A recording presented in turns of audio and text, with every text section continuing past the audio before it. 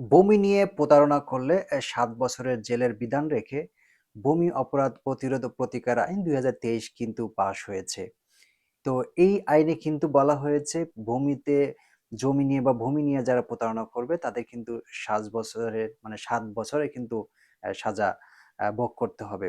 তো যারা আমাকে দেখছেন আপনারা জানেন প্রতিনিয়ত কিন্তু আমরা বিভিন্ন বিষয় নিয়ে আলোচনা করি। বিশেষ করে জমি-জমা সংক্রান্ত যে সমস্যাগুলো রয়েছে সেগুলো সমাধানের চেষ্টা করি এবং সেই সাথে আ আমরা কিন্তু আপনাদের যে ইনবক্স গুলো রয়েছে আমাকে যে ইনবক্স গুলো করে থাকেন সেগুলো কিন্তু আমি দেখার চেষ্টা করি এবং সেটা সমাধান করার চেষ্টা করি। তো অবশ্যই আপনাদের যে সমস্যাগুলো রয়েছে কমেন্টে জানাবেন। আমি চেষ্টা করব সেটির সমাধান করে দেওয়ার জন্য। তো যেমনটি বলতেছিলাম যে আসলে ভূমি অপরাধ নিয়ে বা ভূমি মানে প্রতারণা নিয়ে কিন্তু যে আইনটি পাস হয়েছে, ভূমি অপরাধ প্রতিরোধ ও প্রতিকার আইন ২০২৩। এখানে কিন্তু স্পষ্ট ভাষায় বলা হয়েছে যে আসলে ভূমি নিয়ে প্রতারণা করলে ৭ বছরের কিন্তু সাজা ভোগ করতে হবে। তো এই যে ভূমি নিয়ে যে প্রতারণা করে থাকে মানুষ আসলে কি ধরনের প্রতারণা করে থাকে এবং কি ধরনের প্রতারণা করলে এই ৭ বছরের সাজার বিধান রাখা হয়েছে, আমরা সেই বিষয়টা নিয়ে একটু আলোচনা করি। তার আগে রিকোয়েস্ট করব অবশ্যই এই ভিডিওটি একটু শেয়ার করবেন। যেন যারা আমাকে দেখেন বা আপনারা যারা রয়েছেন, আপনার যারা শুভাকাঙ্ক্ষী রয়েছে অনেকেই কিন্তু আসলে জানে না যে ভূমি নিয়ে প্রতারণা করলে যে সাজার বিধান রয়েছে এই বিষয়টা কিন্তু তাদের নজরে নেই। আপনারা একটু বিশেষ মানে বেশি করে ভিডিওটা শেয়ার করবেন। তো যেমনটি বলতেছিলাম যে আসলে ভূমি নিয়ে প্রতারণা করলে ৭ বছরের জেল। ১ নম্বরে রয়েছে অন্যের জমি নিজের দাবি করা। অন্যের জমি কি করা? নিজের দাবি করা এবং দেখানো এবং প্রচার করা। অনেক ক্ষেত্রে কিন্তু হয় যেরকম যে অন্যের জমি নিজের নামে প্রচারণা করা হচ্ছে। বলা হচ্ছে এই জমিটি আমার এবং অনেক সময় কিন্তু দেখা যায় যে এই জমিটি অন্যের কিন্তু আমি বলছি এই জমিটি আমার আমি এটা বিক্রি করে দিব। অথবা লোক সমাজে কিন্তু আমি প্রচার করে মানে প্রচার করছি যে এই জমিটি আমার। তো এই ধরনের যদি আপনি প্রচার করেন বা দেখানো বা যদি বলেন যে জমিটি আমার বা দাবি করেন তো সেক্ষেত্রে কিন্তু আপনার ৭ বছরের সাজা ভোগ করতে হবে যদি কেউ আপনার নামে এই মানে মামলা করে। দ্বিতীয় নাম্বারে রয়েছে তথ্য গোপন করে জমি বিক্রি করা।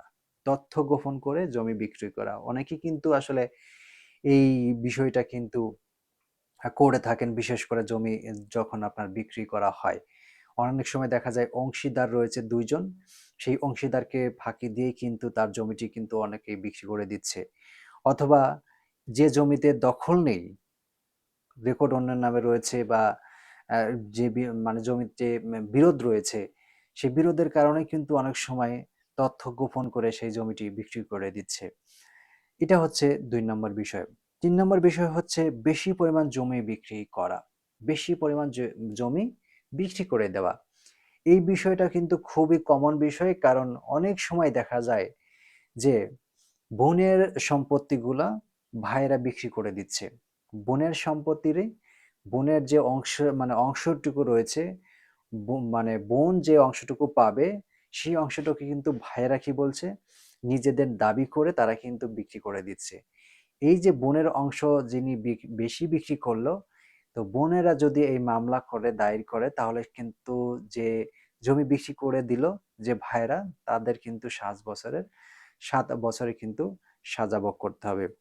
৪ নম্বরে রয়েছে মিথ্যা পরিচয় দিয়ে জমি বিক্রি করা। মিথ্যা পরিচয় দিয়ে জমি বিক্রি করা। অনেক সময় দেখা যায় যে আসলে মালিক রয়েছেন ৫ জন, তাদের মধ্যে হয়তো ৩ জন উপস্থিত রয়েছেন, ২ জন হয়তো উপস্থিত নেই কোনো কারণে। হতে পারে তারা প্রবাসে রয়েছেন, অ্যা মানে বিদেশে থাকেন অথবা তারা মারা গিয়েছেন।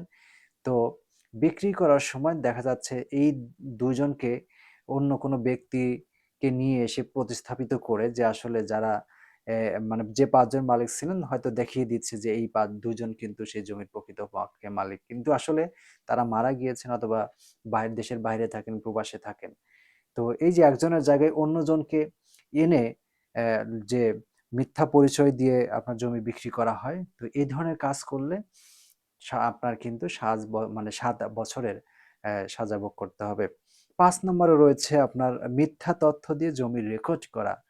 মিথ্যা তথ্য দিয়ে জমি রেকর্ড করা। যেমনটি আমি কিন্তু প্রায় বলে থাকি যে আসলে এই যে বর্তমানে যে বিডিএস রেকর্ডটি চলমান রয়েছে। তো এই বিডিএস রেকর্ডে কিন্তু অনেকেই মিথ্যা তথ্য দিয়ে নিজের নামে রেকর্ডটি করে নিতে পারে। অথবা আপনার যে অতীতে রেকর্ডটি হয়েছে আরএস রেকর্ড বা বিআরএস রেকর্ড, সেখানে কিন্তু অনেকেই মিথ্যা তথ্য দিয়ে তাদের নিজের নামে কিন্তু জমি রেকর্ড করে নিয়েছে। তো যারা এই ভুক্তভোগী রয়েছেন তারা যদি আসলে এই যে ভূমি অপরাধ প্রতিরোধ প্রতিকার আইন ২০২৩ এর সেকশন ৪ মানে ধারা ৪ এবং ৫ অনুযায়ী যদি কারো বিরুদ্ধে মামলা করা হয় যে আসলে মিথ্যা পরিচয়, মিথ্যা তথ্য দিয়ে জমি রেকর্ড করে নিয়েছে, সেক্ষেত্রে যদি মামলা করা হয় তাহলে কিন্তু তার জন্য মানে ৭ বছরের জেল হবে এবং ৭ বছরের কিন্তু কারাদণ্ড ভোগ করতে হবে। তো এই ছিল কিন্তু আসলে ভূমি নিয়ে যারা প্রতারণা করবে তাদের জন্য ৭ বছরের জেলের বিধান। এই আইনটি কিন্তু মানে পাস হয়েছে ২০২৩ এর, আমরা কিন্তু সবাই জানি ভূমি অপরাধ প্রতিরোধ প্রতিকার আইন ২০২৩। তো যারা আমাকে দেখলেন এবং শুনলেন যে আসলে এই যে মানে মানে জমির যে প্রতারণাগুলো রয়েছে এগুলো সবাই এড়িয়ে চলবেন। আর যাদের সাথে এই ঘটনাগুলো ঘটেছে আপনারা খুব শীঘ্রই আপনারা আইনের আশ্রয় নিবেন যেন ভবিষ্যতে কেউ এই ধরনের দুঃসাহস দেখাতে না পারে। অবশ্যই বেশি, বেশি করে এই ভিডিওটি শেয়ার করবেন যেন অন্য কেউ দেখে জানতে পারে, শিখতে পারে এবং জমিকে নিরাপদ রাখতে পারে। ধন্যবাদ।